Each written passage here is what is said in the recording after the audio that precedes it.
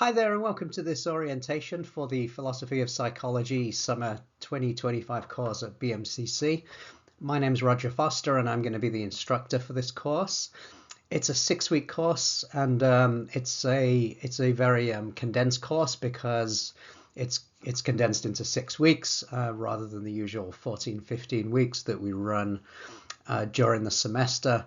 So I'm excited to talk about how we'll go about the course and what we'll look at in the course. And as you'll see, it'll take us into some of the history of psychology, some of the debates about how psychology became what it is today, and some of the relevant debates in cognitive science, philosophy, and psychology around things like moral psychology and moral judgment.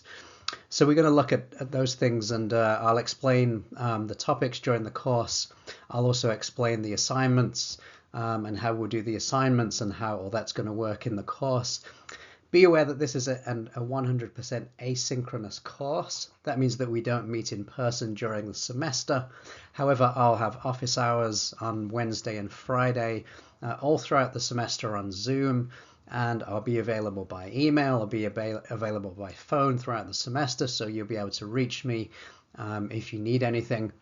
And be aware, as I'll explain, that this is a regular course. It's not a correspondence course, so all the material has to be completed according to the due dates and according to the weekly schedule. So it's important to keep up with the weekly work and to make sure that you're completing the work on a weekly basis to stay current with the course, because it is a course. It's not a sort of correspondence exercise. So we're all working together and we're all sort of learning from each other during the course.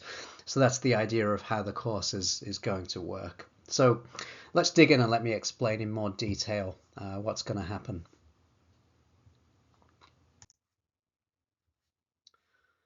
Okay, so as I said, the course is 6 weeks long. It runs from May the 27th to July the 9th. And there are 3 modules, 3 course content modules that we'll be focusing on in the course. The first one from May the 27th to June the 8th. The first module is on theories of the soul. And there we'll run through a history of theories of the mind, what used to be called the soul in ancient philosophy. And we'll run through theories from the ancient world, through the modern world, and into the present. And we'll look at how theories of the mind have changed over time, and what those changes mean, and how those changes reflect different understandings of human nature, human beings, and how the mind works. From June the 9th to June the 27th, we'll be digging into some history, looking at psychology and society, looking at the history and looking at the relation of psychology to society. And here we'll be drawing on the social sciences more generally to try and think about how psychology became the discipline that it is today. And we'll also look here at the connection between psychology and the movement of humanism, and also look at some critical takes on psychology that have emerged in the last 30, 40 years or so. So we'll be dealing with that in our second module, Psychology and Society.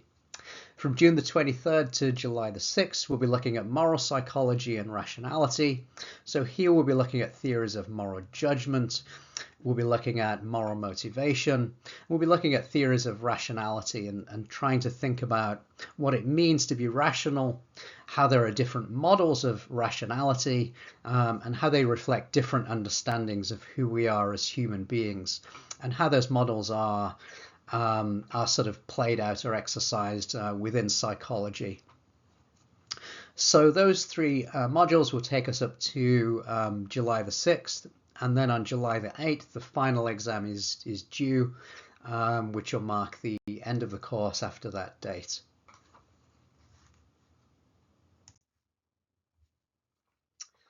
Okay, so 2 very important documents to take a look at and be aware of are the syllabus and the course map. Both of these you'll see are posted in the content area on Brightspace. And the course syllabus tells you everything you need to know about the course. how we deal with the core problems of psychology, debates around rationality, and moral judgment, and so on. And you'll also find the course outline. You'll find what we'll be dealing with week by week. And you'll also find the evaluation and requirements. In other words, how you'll be assessed in the course and how the assignments will work. And I'll talk about those things, of course, in this course orientation a little later on. The course map is another important document to keep with you and keep an eye on. I definitely encourage you to download it, print it out, and keep it with you. It has all of the dates and all of the assignments in the course and all of the dates when those assignments are due. So as you'll see, it's organized into weeks and dates. You'll find the topics. You'll also find any readings and lectures that are due for that particular week. So it's really handy to have with you. And as you can see, you'll find the weekly assignments where you can find the due dates. So you'll see all of that information in the course map. So once we start on May the 27th, you'll see you'll be able to follow the course map, and you'll be able to see the due dates and when everything is due throughout the week. And it's fairly regular. As you can see, the assignments tend to be due on the same day throughout the week as we go on, and there are 3 exams throughout the semester, as I'll explain that, and again a little later in this orientation.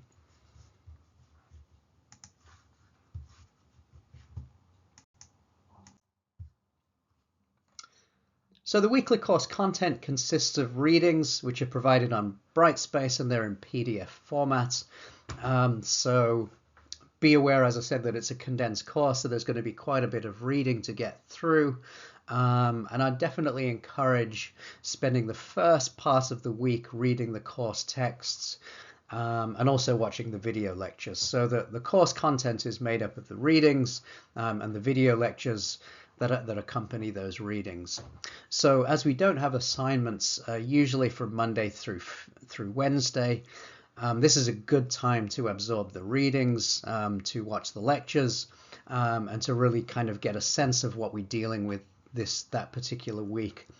The text which we'll be using for the course is Philosophy of Psychology by Miyazono and Bortolotti, and we'll be using this text throughout the course along with supplementary material, and all supplementary material will be provided in PDF format on Brightspace. So we'll either be using the text or we'll be providing the readings provided on Brightspace in PDF format.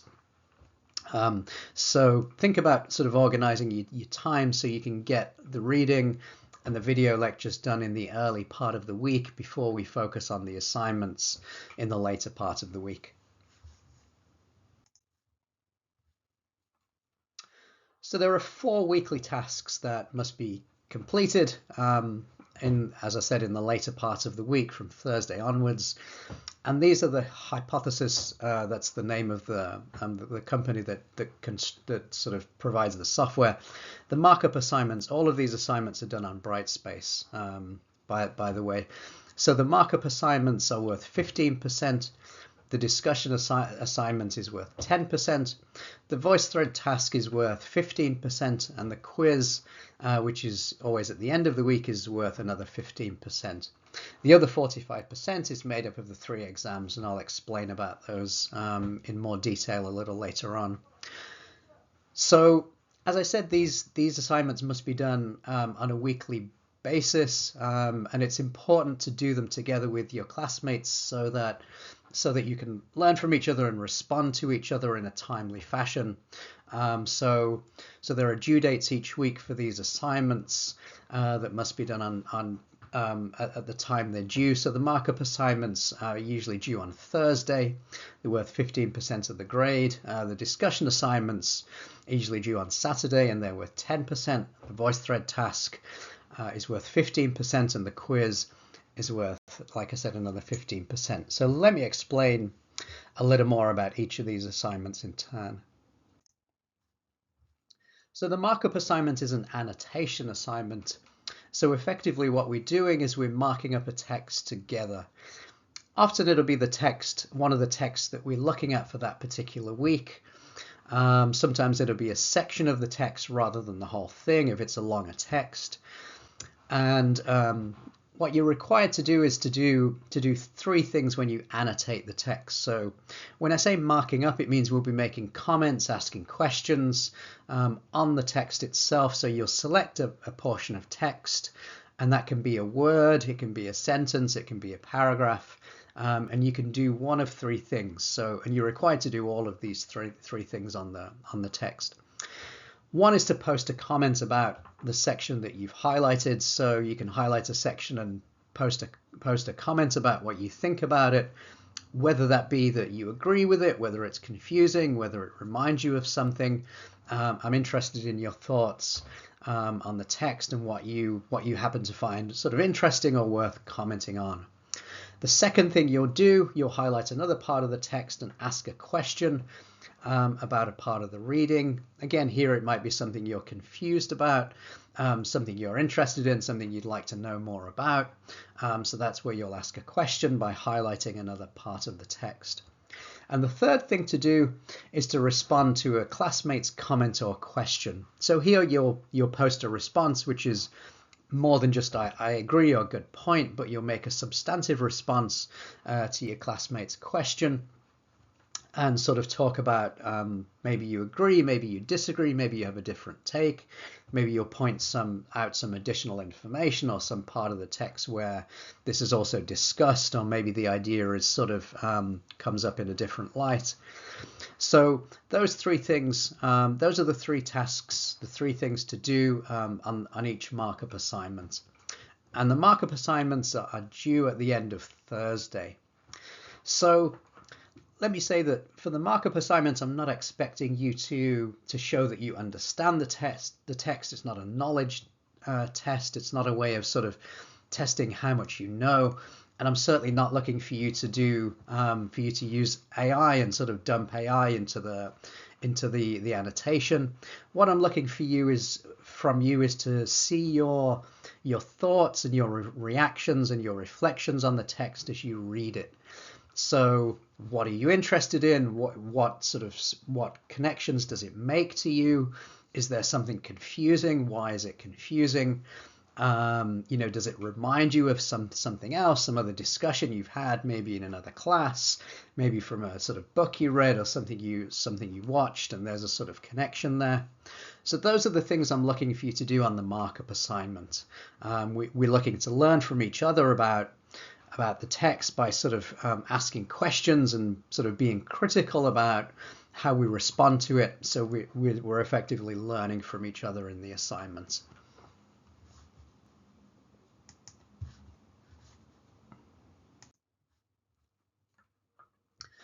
All right, so in the discussion post, your task is to post your thoughts in the discussion forum in response to the written prompt. So there are two tasks in particular. So write a post in response to the prompt, and the posts, the requirement is for the 4 points that the post must be 100 words or more. And secondly, I want to see you respond substantively to a classmate's post.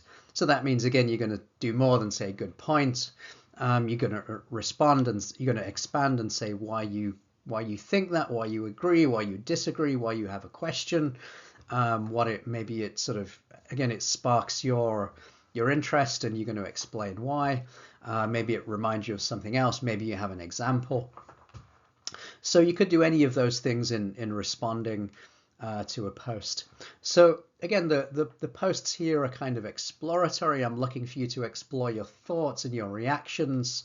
I'm not looking for you to necessarily sort of, tell me tell me a sort of to give me, sort of information about what the text says that you've taken from somewhere else. I want to see your thoughts in the prompt, and I want to see, your authentic responses to the reading and to the prompt, which is always about the reading for that particular week. So as long as you do those things, you'll get full points in the discussion post. Okay, so the third thing is the the VoiceThread task, which is due on Fridays. And the task in the VoiceThread assignment, and again, we do this like all the assignments on Brightspace, the task is to upload a voice response to the VoiceThread video prompt. And there are two particular tasks. So I will give you a video prompt that you'll watch, and it's usually a few minutes long, and then you'll have a chance to respond. And you'll do two things in response. The first thing you'll do is you'll respond with a voice message. And here, make sure you explain your ideas fully. So you'll respond again to the prompt and talk about what you think, maybe give examples if called for, or sort of explain why you take a particular view and why you take that view rather than a different view. So as long as you respond fully there, you'll do well with this task. And by fully, I mean 2 minutes or so is perfectly fine for the voice message, as long as you explain your ideas and talk about, you know, why you sort of pick a particular position. That's fine. So a couple of minutes is perfectly sufficient. You're welcome to expand as much as you like. If you want to go further and sort of talk more about your ideas, you can spend more time doing that if you wish. And the second thing you'll do is respond to a classmate's voice message. And as usual, this must be more than just good point or I agree, but you have to expand and say why you're responding in a particular way. And here your response can be either voice if you want to do another voice message in response, or you can do a text message in response to your classmates if you prefer to do that. So those are the two things for the VoiceThread task: upload a voice message in response to the prompt, and respond to a classmate's voice message. And the VoiceThread is due on Friday, so as long as you get those things done by the end of Friday, again, you'll get the points for that assignment. So the quiz will usually consist of 10 questions, mostly multiple choice, and it's based on the readings for that particular week. So I'd advise going through the other assignments first, so that you can sort of build up your knowledge of the weekly content. Obviously, you'll do the reading and watch the video lectures before you tackle the assignments. But when you've done the other assignments and you've gone through the readings and the lectures, you'll be in a good position to take the quiz. And it's due at the end of the week, so it's the last thing that's due at the end of Sunday, at the end of the week, before we move on to next week's content.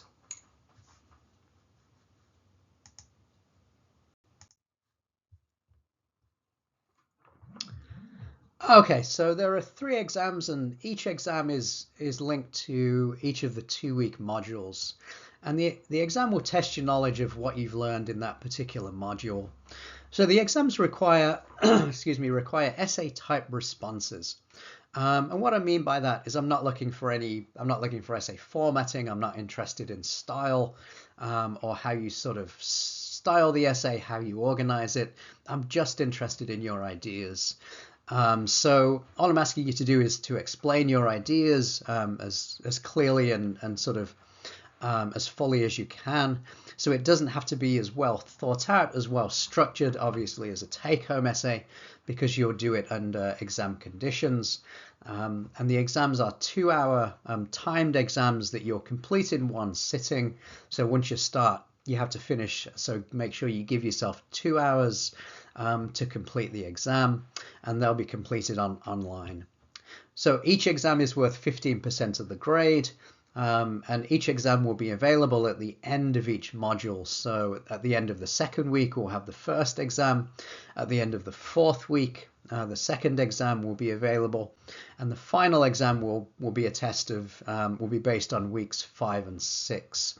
So they're each based on the weekly modules, and again, it's not formatting or organization that's important. I'm just looking for your ideas and what you've learned from the course.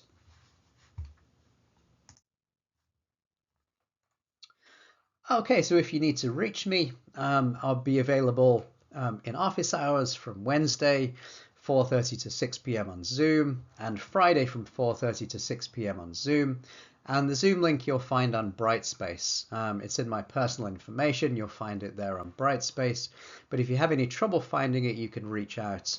Just email me and I can send you the link at any time. But you're welcome to come to office hours at any time during those hours. If you let me know in advance that you're coming, it's easier. Then I can sort of plan and make sure that I don't have other appointments at that time. But you're welcome to come to office hours and talk about the course, philosophy, or anything else that you're interested in.